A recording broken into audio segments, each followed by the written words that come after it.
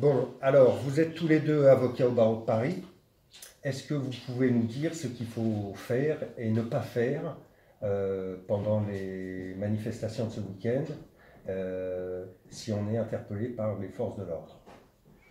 Bah, peut-être la première chose à savoir quand même, c'est qu'on a tout à fait le droit de se promener dans la rue à Paris avec un gilet jaune, un masque de protection, des lunettes de piscine et du sérum physiologique. Et que de tels objets ne sont pas censés justifier une arrestation. Ensuite, il se peut que la police vous arrête, vous interpelle. Euh, c'est pas forcément justifié.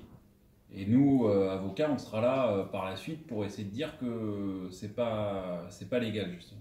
Mais en attendant, au moment où vous êtes arrêté, vous êtes dans les geôles de la police. Donc il n'y a pas le choix, il faut adopter une position. Et cette position, elle est simple, elle se résume en quelques mots, il faut garder le silence. Le On a meilleur quand même- conseil qu'on puisse vous donner, c'est de désigner dès votre arrivée en garde à vue un avocat et en attendant de ne pas répondre aux questions de la police.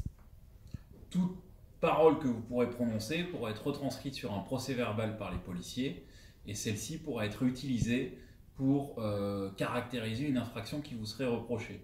Donc la meilleure chose à faire, surtout qu'on ne sait pas véritablement quand on est en garde à vue ce qu'on vous reproche, c'est de ne pas répondre aux questions, sauf à dire votre vrai nom et votre vraie identité.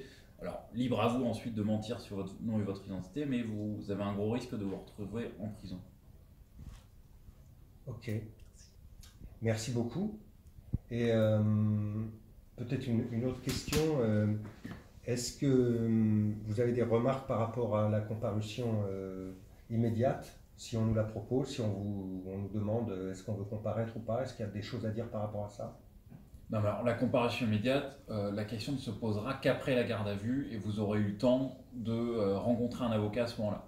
Et à ce moment-là, vous aurez le temps d'en parler avec l'avocat. Mais c'est vrai qu'une position intéressante est souvent celle qui consiste à refuser d'être jugé le jour même et demander un délai. C'est pas justifié dans tous les cas, mais c'est souvent la position qu'il faut adopter pour éviter de se faire juger immédiatement. L'intérêt que présente cette position est qu'elle permet du coup de bénéficier d'un délai pour préparer sa défense.